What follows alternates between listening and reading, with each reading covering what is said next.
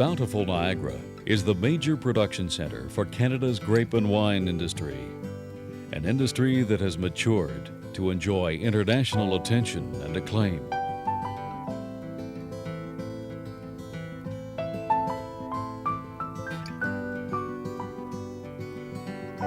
The coming of autumn signals the beginning of an annual event that has become a distinctive tradition in the Niagara Peninsula.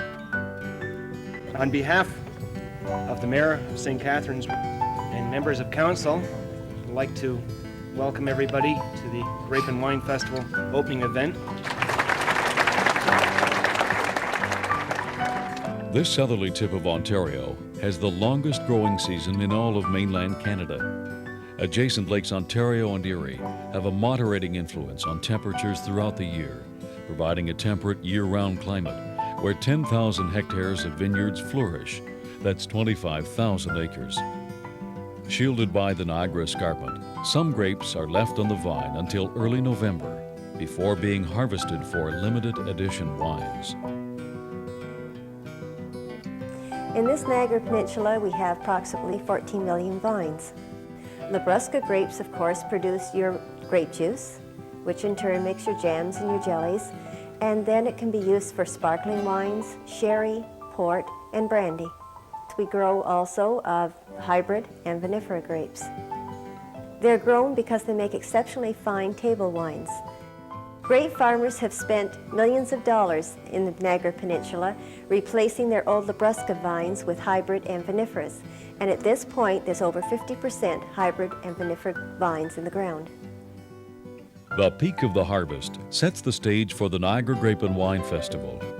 Held in and around St. Catharines, Ontario, the festival has evolved since its inception in 1952 from a single-day affair to the current 10-day extravaganza. The Garden City of St. Catharines is located within a day's drive of half the population of North America. Bordered by Lake Ontario and the Welland Canal, St. Catharines is easily reached along the Queen Elizabeth Way. It's also just 10 minutes from Niagara Falls and the United States border. Niagara is an area of compatible contrasts, where rural and urban, traditional and contemporary, natural and man-made attractions thrive side by side. The blending of the bounty of nature and the ingenuity and skills of man is best represented by the grape and wine industry. The wineries of Niagara are now crafting wines that are enjoyed by millions. Regular tours of these facilities take place daily throughout the festival. The grapes we receive will first be checked at the vineyard and at a later stage at the weight scale, where we confirm the quality and therefore inform the winemaker what he expects from the grapes. The aging process as such is a slow, controlled oxidation, and it depends very much on the variety.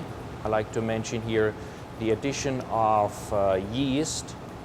This takes place in a controlled fermenter, and the period is approximately 2 weeks, depending on the temperature and the type of yeast. The consumer in an overall like to have a consistent quality throughout the year. Then he predicts a certain type of profile. He likes to have a certain type of product, and it's up to the wine master to blend the various types of years, varieties, etc., to match that profile. The Niagara Grape and Wine Festival is the result of remarkable community involvement. Local businesses, service clubs and ethnic groups, schools and individuals embrace the spirit of the festival. The 200 festival events demand year-round preparation from hundreds of volunteers. During each festival, a new royal family is selected to rule over the celebration of grape and wine and reign throughout the coming year. The Grape King is the grower whose vineyard is the finest in Niagara, as determined by viticultural research specialists.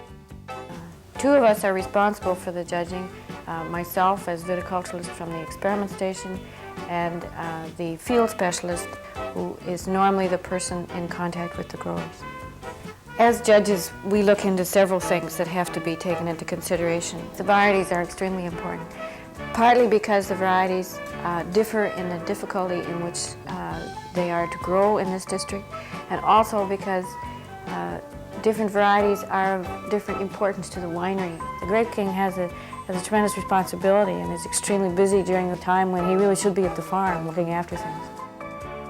The Queen is a young lady selected for her poise and personality, and ability to serve as an ambassadress. Completing the royal family, an adorable little princess and a 4-H prince who has proven a superior understanding of practical grape cultivation. Visitors to the festival receive the traditional warmth of St. Catherine's hospitality.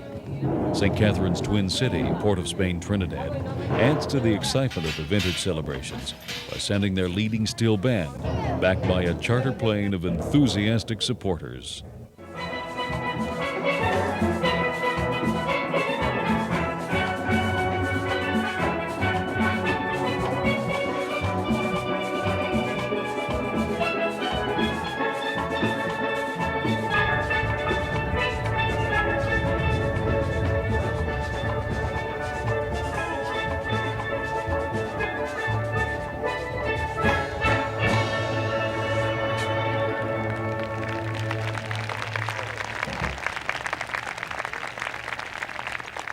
Ontario's vineyards provide a harvest of up to 90,000 tons of superb grapes.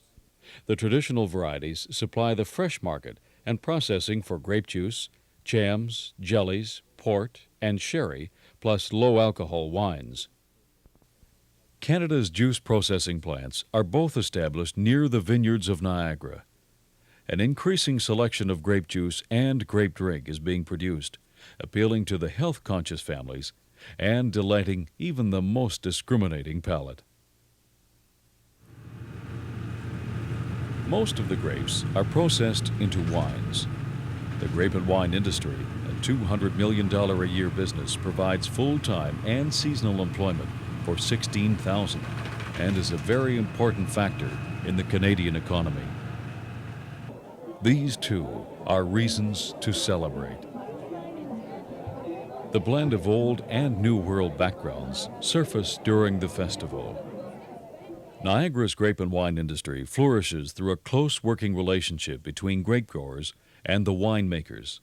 Timing is crucial in producing fine wines of consistent quality. Growers and wineries cooperate closely to harvest grapes at the peak of maturity and so capture the full character for wines of distinction. And the grapes come off from the vines. We bring them right away down to the crusher and crush them, stem them and press them. After pressing the grapes, the grape juice we leave for 24 hours outside in settling tanks. Then after we pump the clear juice inside to our wooden barrels and start fermenting. We have mostly varietal wine. Riesling, Chardonnay, Gewürztraminer. Then we have a Vidal, Silver Blanc. We give very special attention to our wine to get a high quality out of it. The spirit of the Niagara Grape and Wine Festival is contagious. The kids have their own Pied Piper parade, a preview of what is yet to come.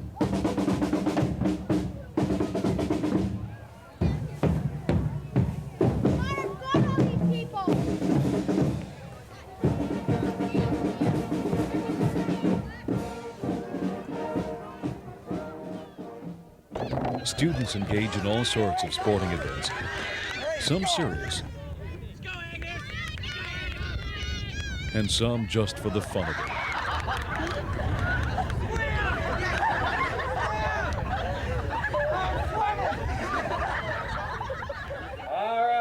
The Mayor's Invitational Grape Stomping Championship brings elected officials from surrounding Niagara communities into the act as they demonstrate the original method of grape crushing, cheered on by delighted constituents. You gotta pump. slaves, make sure you clean out that screen, get the juice running through. Come on everybody out there, cheer your guy on, let's go.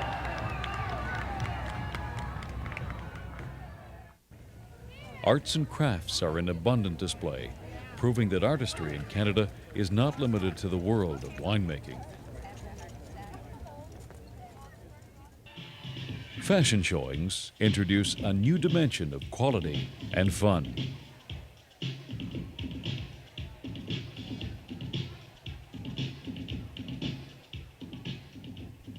With the day of the Grand Parade fast approaching, guests of the festival may be able to find some time to relax and enjoy the scenic Niagara region. As the seasons change, the beauty of the area undergoes its own natural transformation. Variety describes the attributes of the Niagara Peninsula as well as the range of festival events. We use 4 senses to assess wine: the sense of sight, that of taste, smell, and touch. We have 3 taste sensors, that of sweetness, sourness, and bitterness. All 3 tastes are important to be present in wines to give them a complex, interesting character. So we use 4 senses to really appreciate good Ontario wines.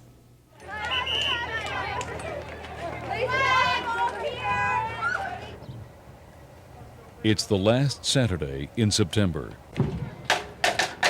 the day for the most popular event of the entire festival. As the Grand Parade forms to get underway, hundreds of thousands of spectators line the route.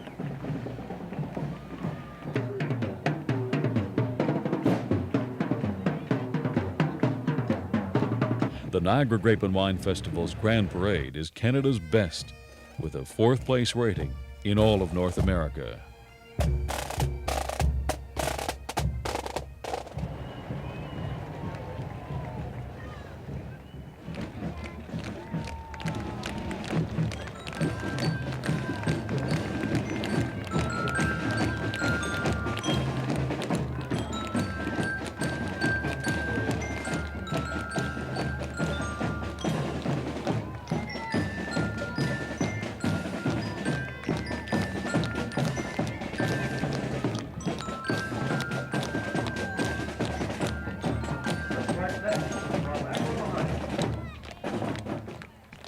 The Niagara Grape and Wine Festival is a celebration of the harvest in southern Ontario.